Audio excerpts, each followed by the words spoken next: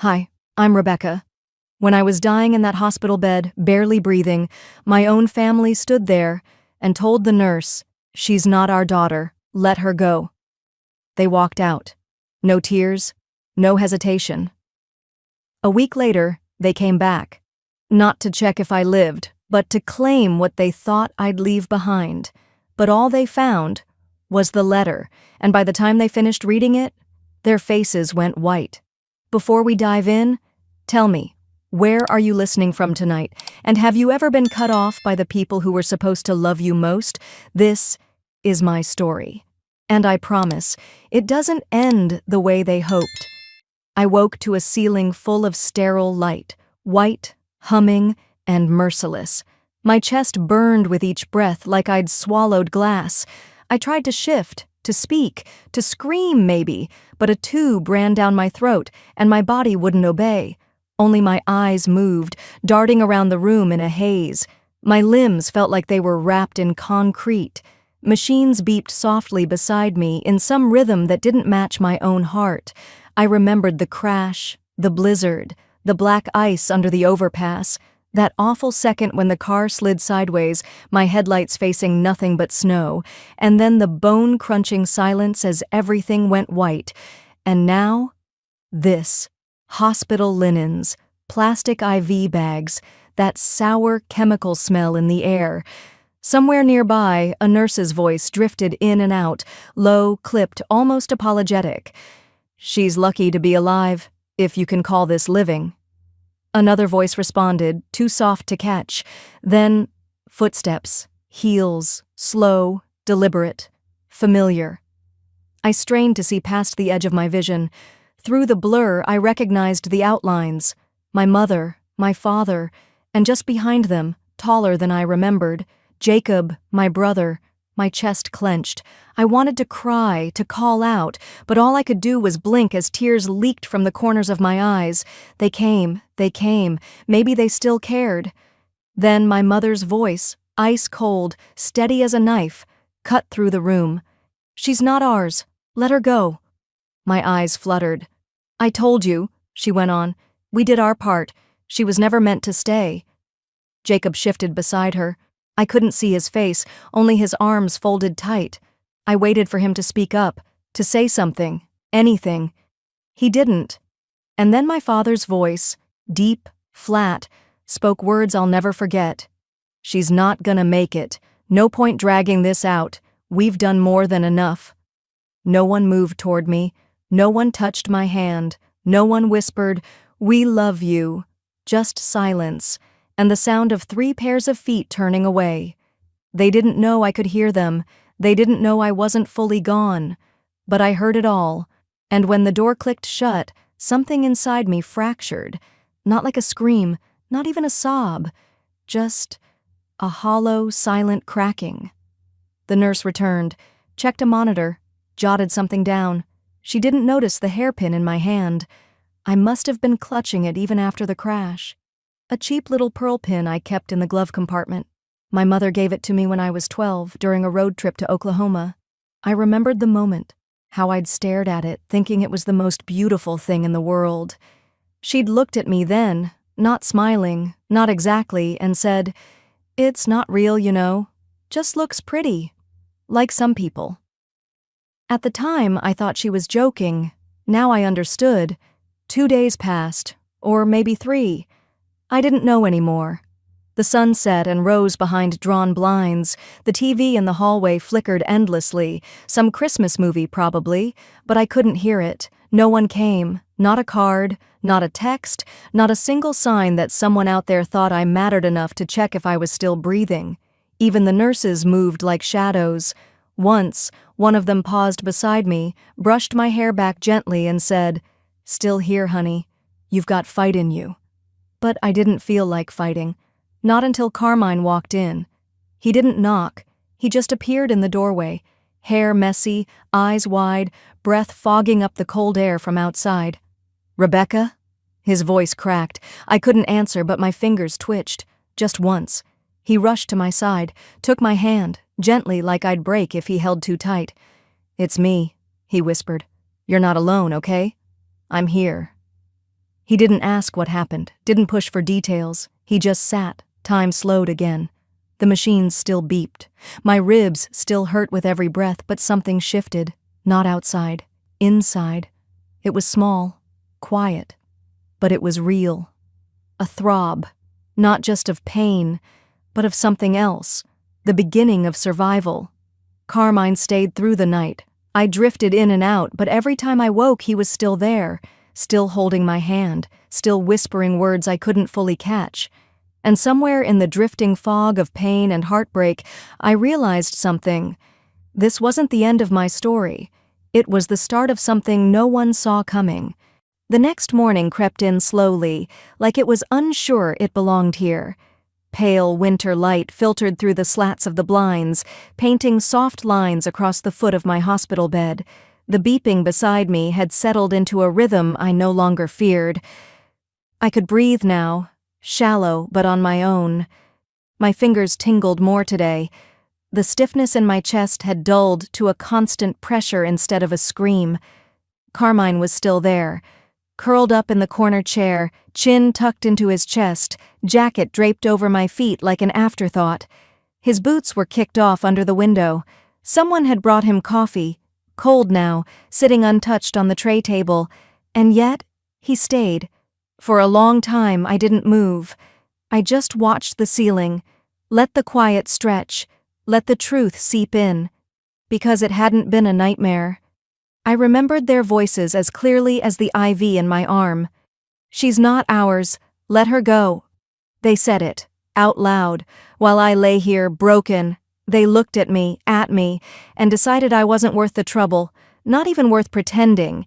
And for the first time since I woke, the question started pounding in my skull like a drum. Then who the hell was I to them?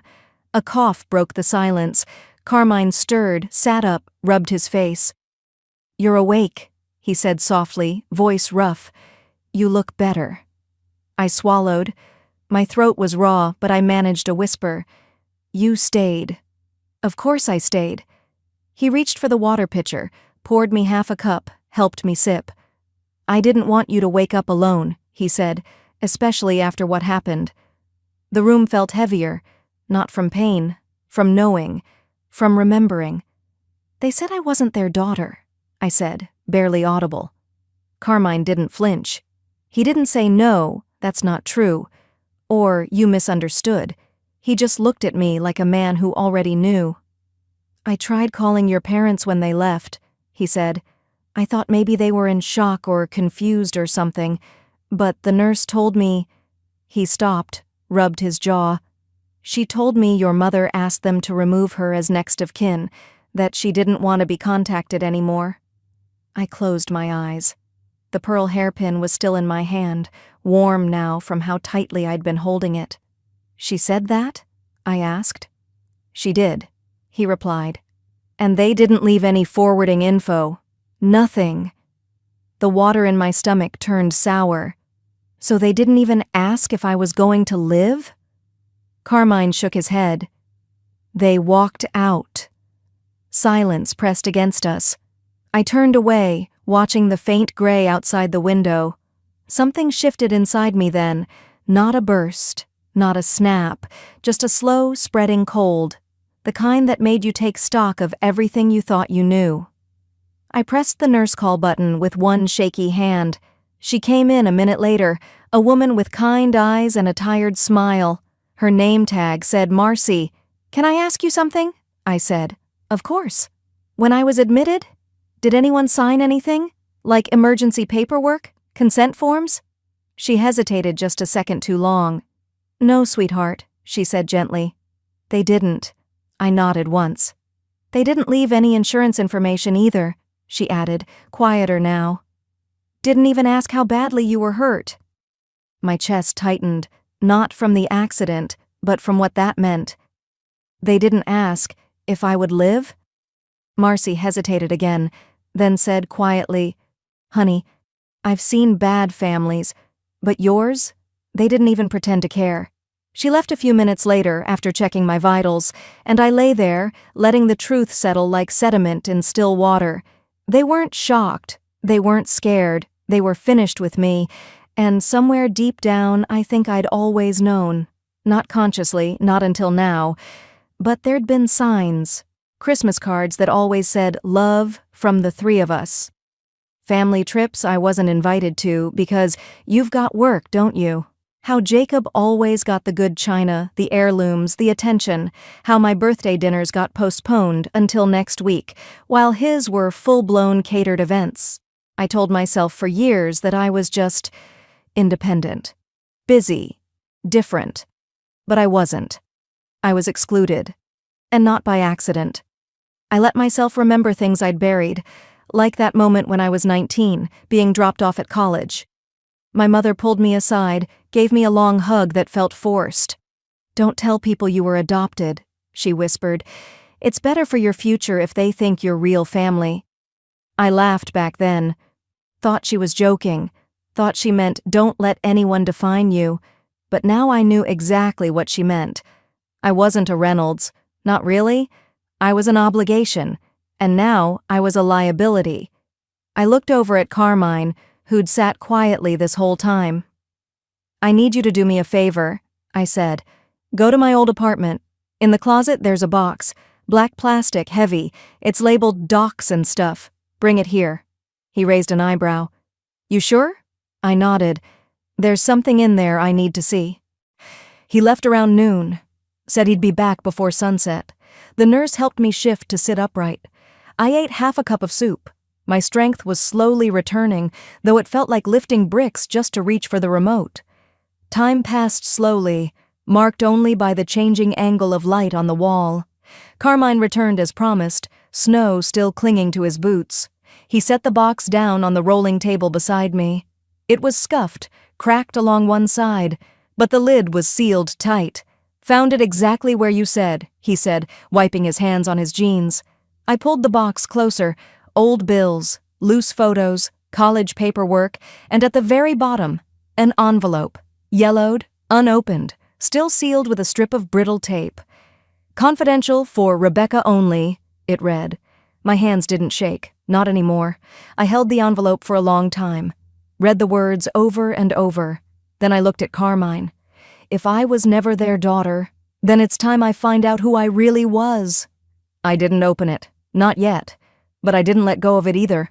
I just sat there, the weight of the letter in my lap, like something sharp and sacred, something that could cut me open, but finally set me free.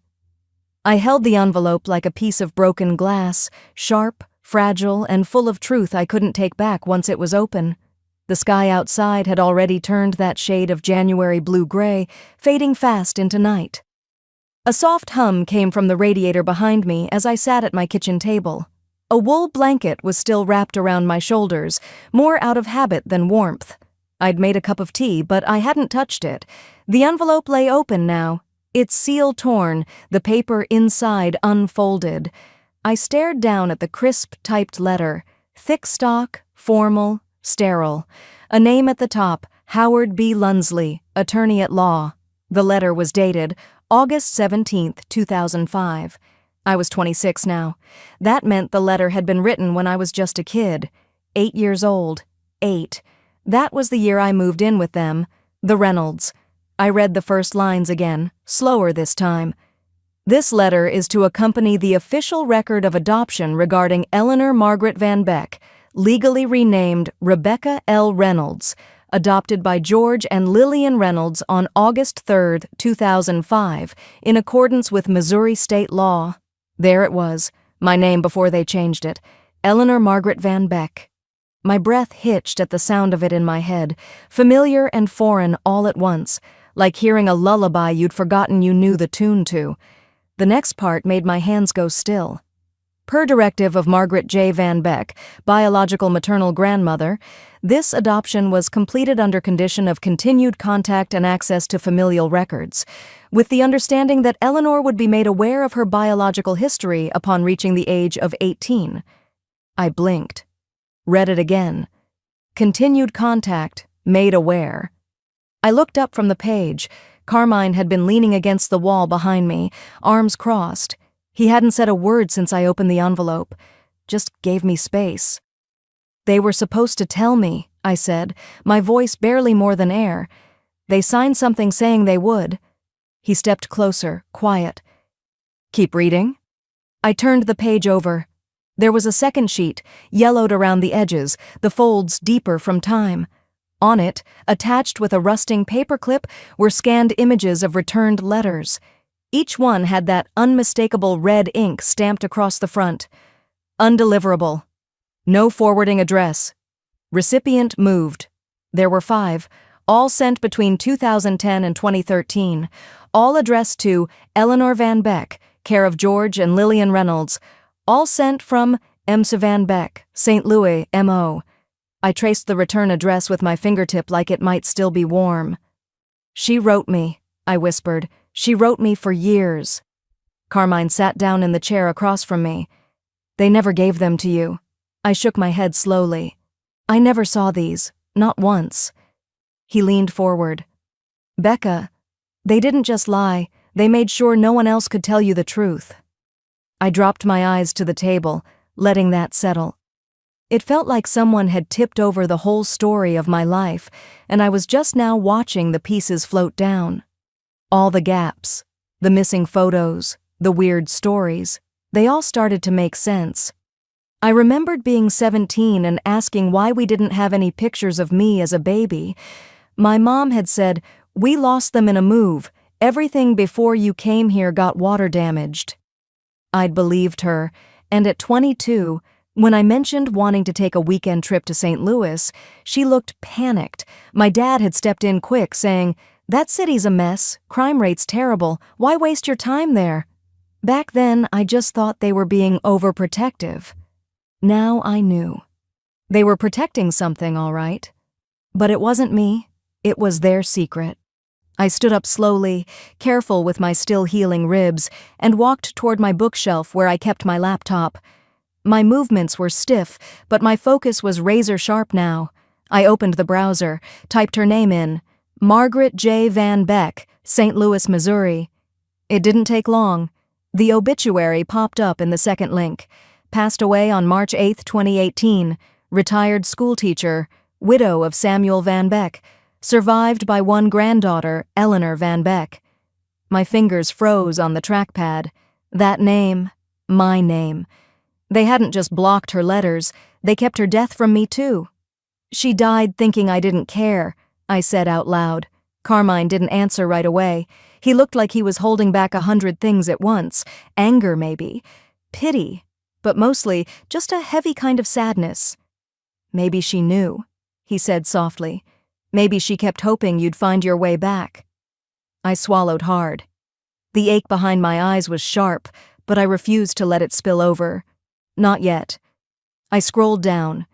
At the very bottom of the lawyer's letter, just below the adoption details and the returned mail scan, was a single paragraph in bold, "Custodial inheritance for Eleanor Van Beck, as designated by Margaret J. Van Beck, shall remain in trust until the recipient is located and verified. All access is frozen until confirmation of identity under birth name." My eyes narrowed. Custodial inheritance? I read it again, slower. Margaret had left something, money, property, something, but only if Eleanor was found, which meant... They knew, I said, ice running through my chest now. They knew she left something. That's why they changed everything. Why they hid the letters. Why they never let me know my real name. They didn't adopt you to save you, Carmine said quietly.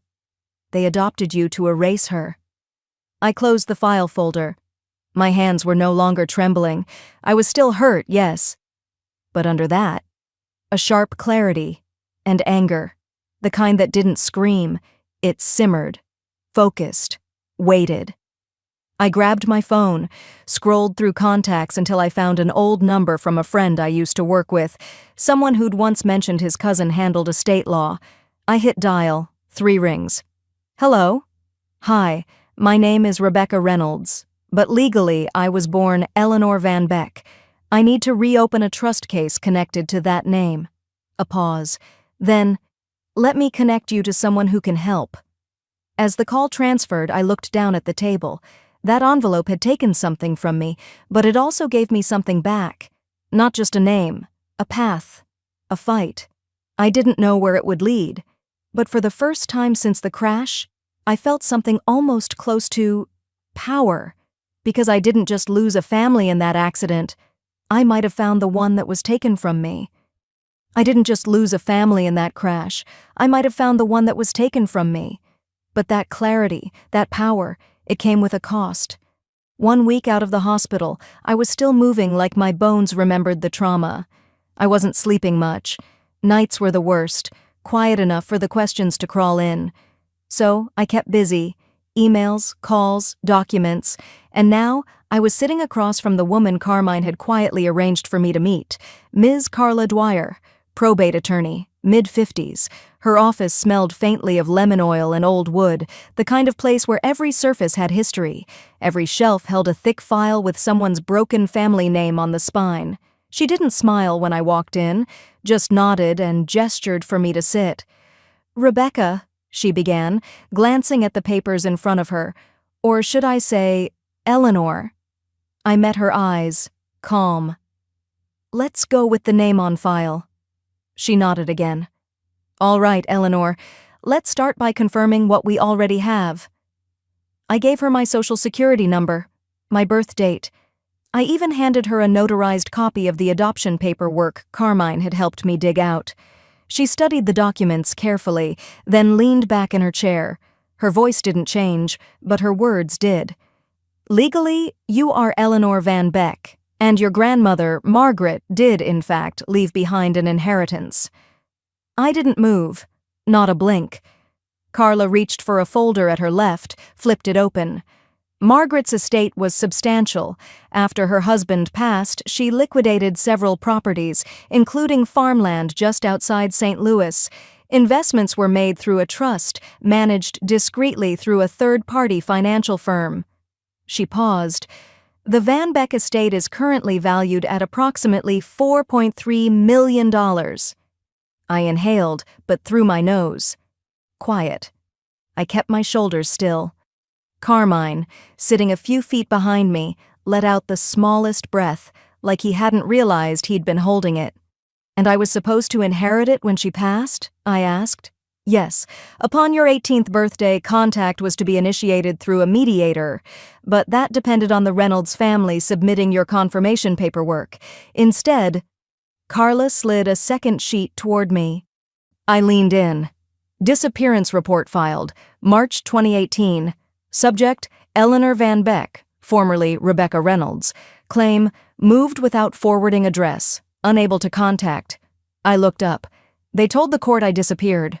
Carla folded her hands. "They submitted that form 3 weeks after Margaret passed.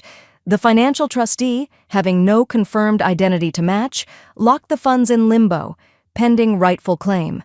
"And no one thought to dig deeper?" I asked, trying not to let my voice sharpen. "They played it very well," she said. "Moved addresses twice, canceled your birth records under an old emergency clause. They basically buried Eleanor Van Beck under years of silence and bureaucracy." "So they knew," I said quietly. "They knew what they were doing." She didn't nod. Didn't need to. I sat back slowly, my fingers curled in my lap, nails pressing into my palm. I thought back to when I was 24, drowning in student debt, asking my father if I could co-sign a loan. "We've already done too much for a kid who isn't even ours," he had snapped. Back then, I thought he meant emotionally. Now I knew better. He meant financially. He meant they had already taken what they wanted and I was just in the way. Carla turned a few more pages. "But there's more." Margaret added a clause, unusual but effective. I looked up. She specified that if the trust was mishandled, or if you were harmed in any way by the custodians, the court could initiate a review. All shared family assets could be frozen pending investigation. That landed like a brick. "They harmed me," I said slowly. Carla met my eyes. "I know, but we'll need to show it." Carmine stood up. "We have records. Hospital documents showing they left her off their emergency contact list, messages saying she wasn't real family. Letters from Margaret returned, marked undeliverable. Carla nodded. Good, we start there. I pulled the manila envelope from my bag. Inside were the items we'd gathered all week. The scanned letters, the discharge form from the hospital with my name absent, even the message Romy had sent me while I was still in recovery. They didn't mean to hurt you, Beck, but you're not really one of us. I slid it across the desk. Carla didn't flinch. This is enough to file for a preliminary review. We'll request a freeze on any Reynolds-linked assets pending fraud investigation. Her fingers tapped the desk once, then she picked up the phone. County Clerk's office, please. Probate Division. She spoke with calm authority, naming codes, citing case numbers, referencing the Van Beck clause like it was something she'd waited years to invoke. I didn't interrupt. I just watched. And when she hung up, she looked at me like someone who had just opened a very old door. It's done, she said. They won't know yet. Not until they try to touch a cent of it. I exhaled, slow and steady. They'll know soon enough, I said. She nodded. Want to deliver it yourself? I raised an eyebrow. She slid another envelope across the table. Not thick, just one letter. From the trustee, standard notification, sent to all linked parties, but since we know they'll stall or claim ignorance, I figured you might prefer to ensure it gets read. I took it, slipped it into my coat pocket. Outside, the sun had dipped low, casting long shadows between the buildings downtown. Carmine walked beside me, silent at first. Finally, he asked, "You all right?" I didn't answer right away. Then, "They left me in a hospital bed to die. Said I wasn't their daughter." I turned toward him. "And now they'll find out what it means to bury the truth." We reached my car. I opened the door but paused before getting in. "Let's see how long they stay silent," I murmured.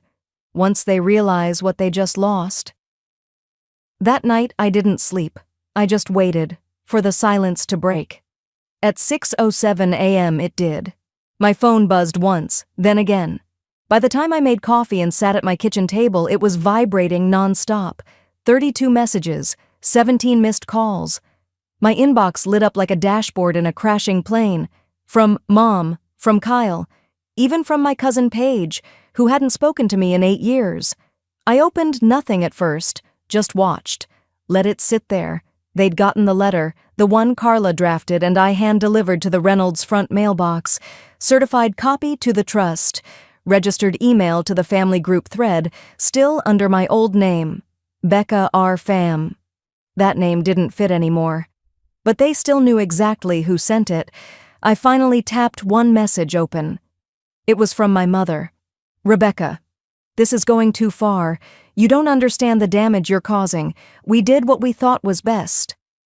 I read it twice. Not once did she ask how I was doing. Not once did she mention the accident. Just control. Just panic. I deleted it, then blocked the number. I opened the next one, from my brother Kyle. "You don't have to do this. It's not even about money. We're family." Family. I snorted under my breath.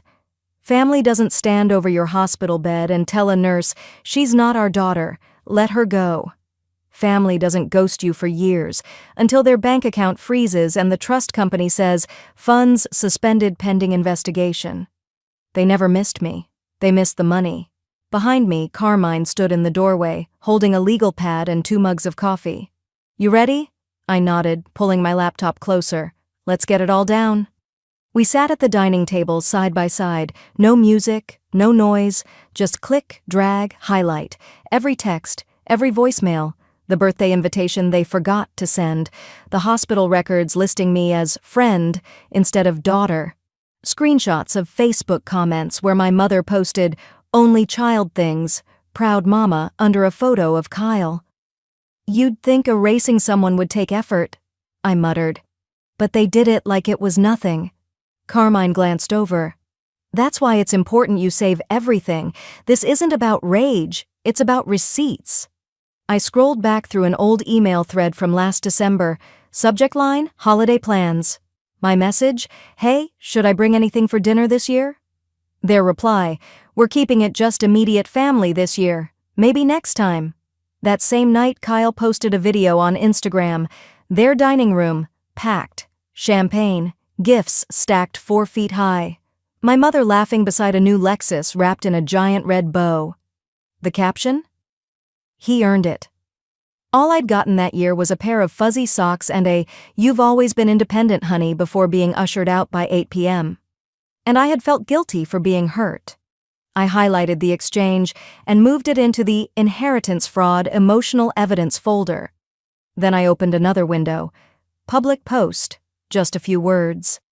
Sometimes, family is what silences you, until one day, silence becomes your weapon.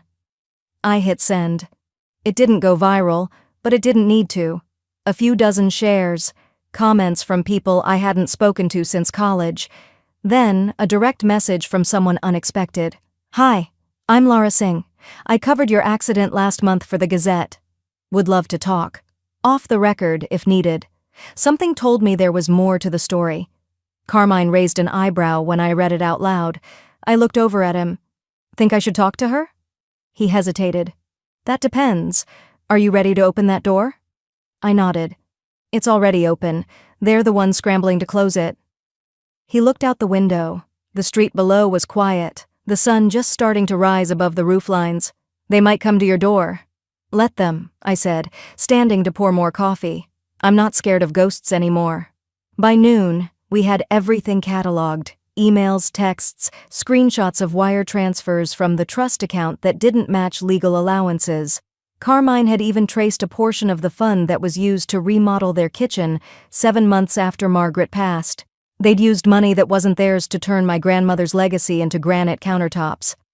That afternoon, we met Carla in her office again. No lemon oil this time, just business. She flipped through the stack silently, then looked up. "This is enough to file a formal civil inquiry. Identity fraud, suppression of legal documents, misuse of estate assets." I signed where she pointed, page after page. At the end, she slid one more document over. "This is the final step," she said. "It notifies the court that inheritance obstruction has been alleged and freezes further disbursements until the case is resolved." I picked up the pen. Signed. And with it, I reclaimed more than money. I reclaimed my name. Carmine walked me home after. Quiet but steady. At my apartment door, he hesitated. "Want me to stay a while?" I shook my head. "They're not coming here for reconciliation. They're coming for damage control." He tucked his hands into his coat pockets. "Call me if they cross a line." "They already did," I said softly. He waited until I was inside before leaving. It was past 8 p.m. when the doorbell rang.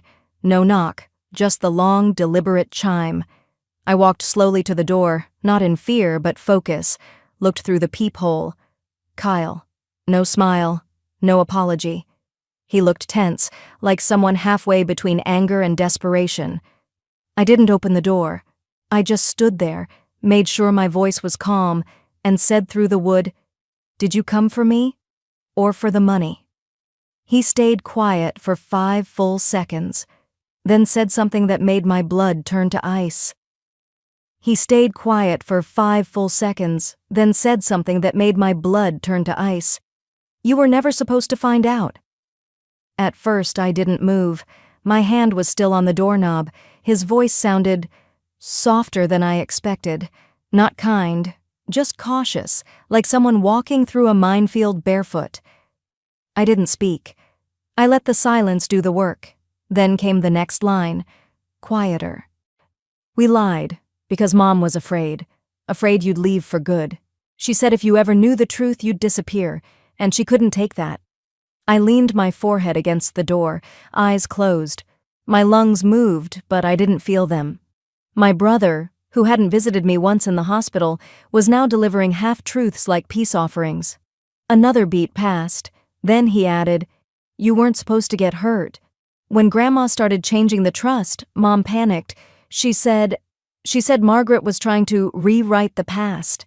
She thought, if we didn't stop her, she'd give everything to you and walk away from the rest of us." A bitter laugh escaped my throat. "So they walked out before they could be left behind." I opened the door, But not for reconciliation. He stood there in a zip-up jacket, clutching something in his hand, creased paper folded unevenly. Not a card, not flowers, a letter. "From Dad," he said. I took it without looking at him and turned toward the couch. I didn't ask him to follow, but he did. He sat stiffly at the edge of the armchair, like a guest in someone else's house, which technically he was. My apartment still smelled faintly of lemon cleaner and old coffee from that morning. His foot tapped the floor twice, then stopped. I unfolded the letter. "Rebecca, we tried to do right by you, maybe not perfect, but we gave you a home. Your mother did the best she could. I know it wasn't always fair, but life doesn't come with instructions. At least we kept you fed, clothed, and safe. Don't throw away everything just because it wasn't picture perfect." Dad, it wasn't an apology. It was a transaction. I folded the paper again, set it on the coffee table, deliberately. "You gave me silence," I said, "and taught me how to survive in it." Kyle looked down at his hands. "It wasn't meant to be like this." "You keep saying that," I said, turning toward him. "But I was the one living it. I asked for answers so many times, Kyle. I begged to be seen. Do you remember my 8th birthday?" He nodded slowly. "Mom said, 'We don't do birthdays, remember?'" "Yeah. No cake, no candles."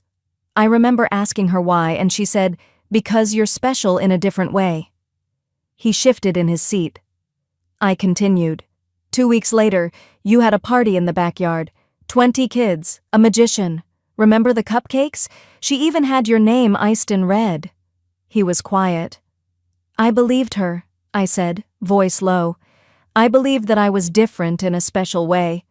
It took me years to realize that was just her way of saying, 'Not you.'" The silence between us thickened.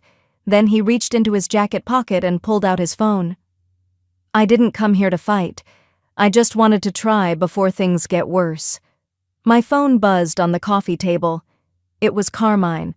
I held up a hand to pause Kyle and answered. "Hey." "They accepted it," Carmine said. "The filing's live on the probate site. Your name is listed, and your grandmother's clause, the one about equal distribution unless contested under fraud, it's there too." I closed my eyes for a second. Let it sink in. This was real now. Not just a collection of memories or screenshots. The law saw me. "I'll be in touch," I said and hung up. I turned back to Kyle. "It's official. The civil inquiry's open. This isn't going away." His expression darkened. "You're going to make this public?" "Yes." He stood up. "So what? You'll put us on blast? Make us look like monsters?" "You made yourselves look like that. I just stopped covering for you." His mouth twisted. "What do you even want, Rebecca?" "I want the truth to breathe," I said calmly. "I'm not here to destroy you. I'm here to stop pretending none of this happened." He stood in the center of my living room, motionless. "You have a choice," I added. "You can tell the truth with me, or stay silent and let the consequences unfold." He didn't move, just stared. Then his voice came low and sharp.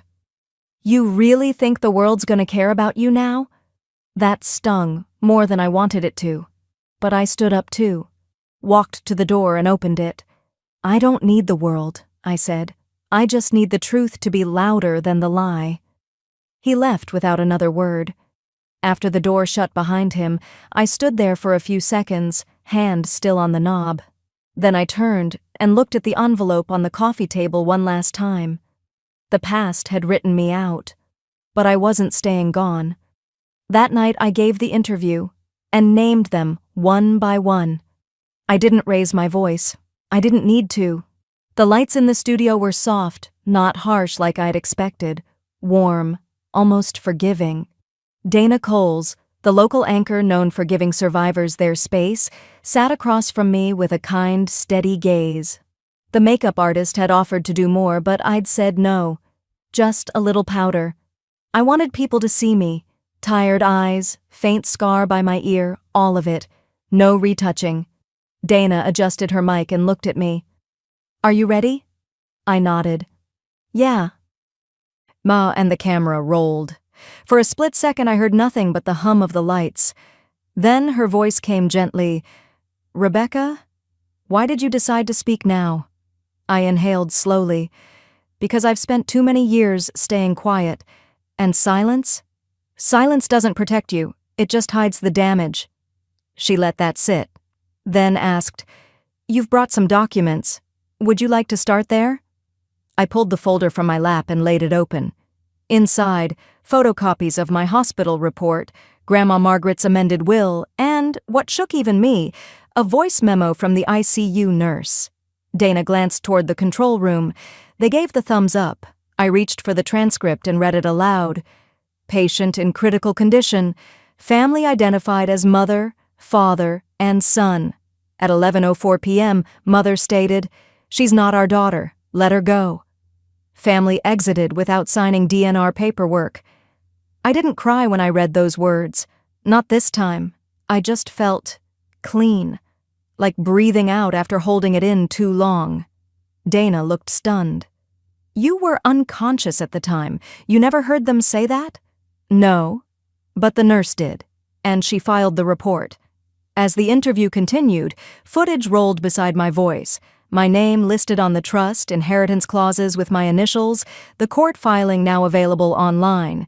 Nothing speculative, just facts. Calm. Paperwork. By the time the segment aired, it was 8:17 p.m. I left the station quietly, Carmine waiting out front with her old red Jeep. She handed me a protein bar and nodded. "It's done." Back home, I set my phone on the kitchen counter and took a long shower. When I came out, my phone had 64 new messages. I opened one social media app and froze. The interview had gone viral in less than 8 hours. People were sharing it across the country, especially foster care forums, adult adoptee groups, and legal advocacy pages. One comment read, "I cried with her. Same thing happened to my cousin. No one believed her either." Another said, "This is why adopted children need legal safeguards. You can raise a child and still treat them like a stranger when it counts." But it wasn't all sympathy. There were also the cold ones. What kind of family lets someone die to avoid an inheritance clause? Monsters. And you can't convince me otherwise. By morning, my adoptive mother's real estate website had been flooded with one-star reviews. Her tagline, "Integrity, from our family to yours," was now being quoted in sarcasm beneath news articles. My brother's employer, he'd always bragged about being VP at that insurance firm, was mentioned in a thread connecting corporate ethics to family trust abuse. According to Carmine, HR had opened an internal investigation. They both started calling. I didn't answer, not because I was angry. I just didn't owe them a response, not anymore. That afternoon, Carmine came over with Chinese takeout and news. "The state wants to speak with you. They're opening a joint inquiry. Inheritance fraud, emotional abandonment, misrepresentation of guardianship status." I blinked. "Isn't that serious?" "It's more than civil now. Carla Dwyer from the AG's office is reviewing your case. They've subpoenaed records already. Your family will have to testify." I didn't say anything for a while. Then I asked, "Is it okay to be scared, but still want it to happen?" Carmine gave me a look. "Rebecca, fear and truth live in the same house. You're just finally answering the door." That night, I didn't sleep much. Instead, I drove out just past 10 p.m. Alone, no music, just the sound of tires on asphalt. I parked 2 blocks from the house I once called home. Their porch light was off, no signs of life. I didn't approach, just stood at the edge of the sidewalk, looking through the black iron gate. It hadn't changed, not one bit. Same cracked cement path, same crooked wind chimes. Then a voice behind me said, "Rebecca?" I turned. It was Mrs. Simons, the neighbor who used to hand out cinnamon muffins on Sundays. She looked older now, thinner. "I thought that was you," she said. "I saw the interview." We stood in silence for a moment. Then she added, voice low, "We always wondered why you seemed so quiet." I didn't know what to say, so I smiled, just a little. "They never let you bring friends over," she went on. "And your mom? Well, she always said you had adjustment issues. But I remember. You were just polite, always cleaning up after other people's messes. I didn't know what to do with that, so I just nodded.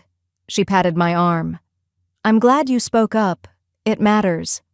After she walked away, I lingered another 5 minutes, then returned to my car. On the drive home, a memory drifted in. The day I first stepped foot in that house. I must have been 5.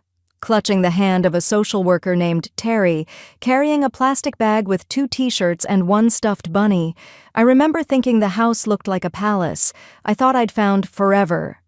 Now I realize I'd walked into erasure wearing a pretty dress.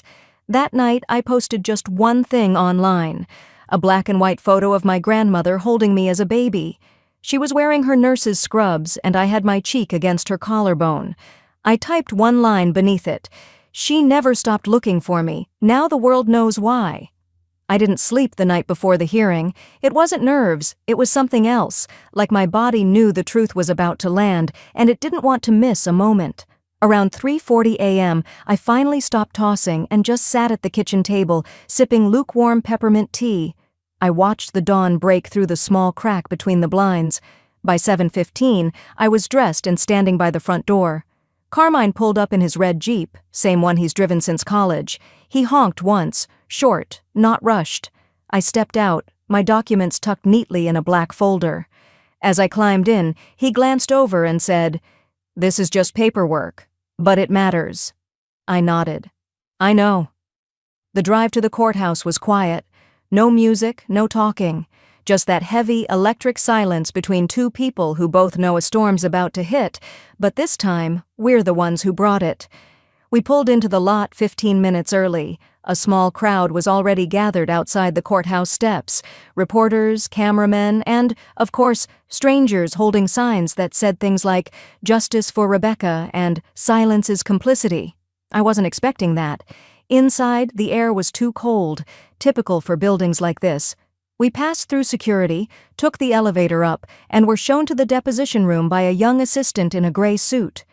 Her badge read M. Linwood. She didn't make small talk, just pointed us to the conference table and said, "They're on their way." They meant my family. Well, what used to be. 10 minutes later, the door opened. My brother walked in first, jacket sharp, eyes bloodshot, jaw tight. He scanned the room and nodded stiffly at Carmine. Didn't even look at me. Then came my mother. She wore sunglasses inside, a move so theatrical it made the court reporter lift one brow. She looked thinner than I remembered, lips drawn tight, hair perfectly set. She took the seat farthest from me. There was a moment of pause. No one else walked in. No Dad. Carmine leaned over slightly and whispered, "He's not coming. Left the state Tuesday." I blinked. Coward. The court reporter began the session, laying out the basics. Date, time, parties present, purpose. Then she did something unexpected. She read the hospital memo aloud. Patient in ICU. Mother stated, "She's not our daughter. Let her go." Family exited without signing documentation. Nurse filed this statement 11:04 p.m. You could hear the second hand on the wall clock ticking when she finished. The silence was that thick. Then the presiding legal officer, Judge Karen Doyle, firm but fair, turned to my mother and asked plainly, "Did you say this?" My mother didn't lift her head. She mumbled, "It was a misunderstanding." Carmine didn't wait for rebuttal. He slid a stack of neatly labeled folders across the table. "Your Honor, we are submitting evidence that post-accident, the family applied for access to a trust fund they had not disclosed to the beneficiary." Judge Doyle nodded. "Proceed." He flipped open the top folder. "Here's a forged hold request from the USPS to intercept mail directed to my client. The signatures do not match hers. Here's also a series of emails between Ms. R. Goldsmith and the bank's private wealth division, applying for early release of funds under the claim that Ms. Rebecca, my client, was no longer legally competent." I stayed still. My hands never moved, because for the first time, it wasn't just me saying it. It wasn't, "she said, they said."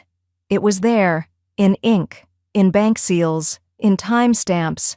Judge Doyle looked toward me. "Did you ever receive official notice of this trust?" I answered calmly. "No, not until I filed a records request myself." My mother's jaw clenched. Then Carmine opened a new folder. "There's more. A clause in the original will, filed by Ms. Margaret Hartman, the grandmother, states clearly, 'In the event Rebecca M. is located and identified as alive, all inheritance processes are to freeze until her personal approval is filed in court.'" He placed the notarized clause down with a satisfying tap. "Signed, witnessed, never revoked." It landed like thunder. My brother shifted in his seat. Finally, he stood.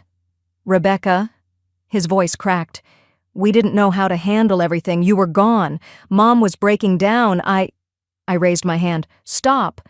He did. "You weren't scared for me. You were scared of being exposed. That's not the same as love." He sat back down. Judge Doyle glanced over the paperwork, then looked to her clerk. "Open a full investigation into the management of the trust and any unlawful withdrawals over the past 7 years." That was it. That's all it took. Not a courtroom meltdown, not me yelling, just calm facts. The room emptied slowly. My mother bolted first, sunglasses still on, though the hallway was dark. Reporters surged forward. I didn't flinch. Cameras flashed. Questions flew. "Rebecca, do you feel vindicated? What message do you want others in your position to hear? Do you plan to press charges?" I didn't answer. I didn't need to. Carmine placed a steadying hand on my shoulder. We walked down the steps together, not saying a word. Past the press, past the cameras, into the bright afternoon light. I felt it then. Not joy, not revenge. Peace. A kind that doesn't come from winning, just from finally being heard. 1 week later, I received a letter. Not from them. From someone I never thought I'd hear from again.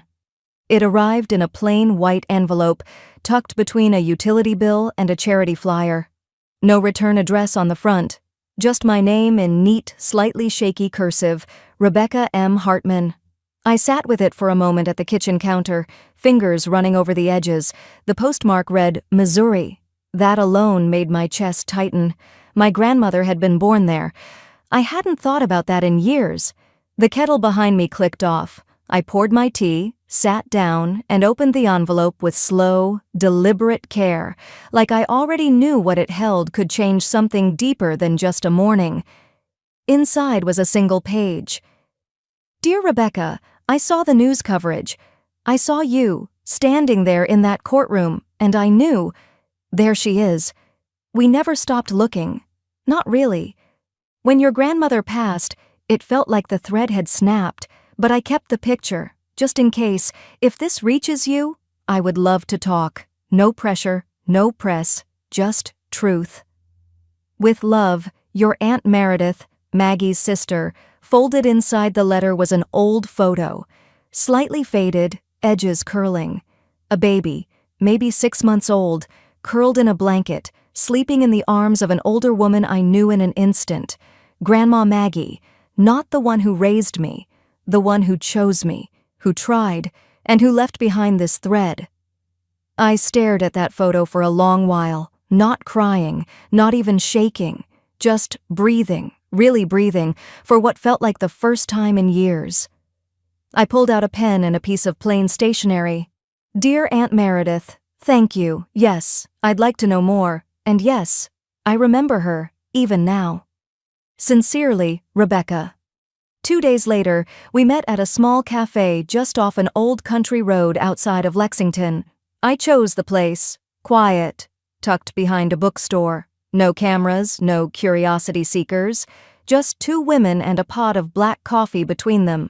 Meredith looked like the kind of woman who carried her years with purpose.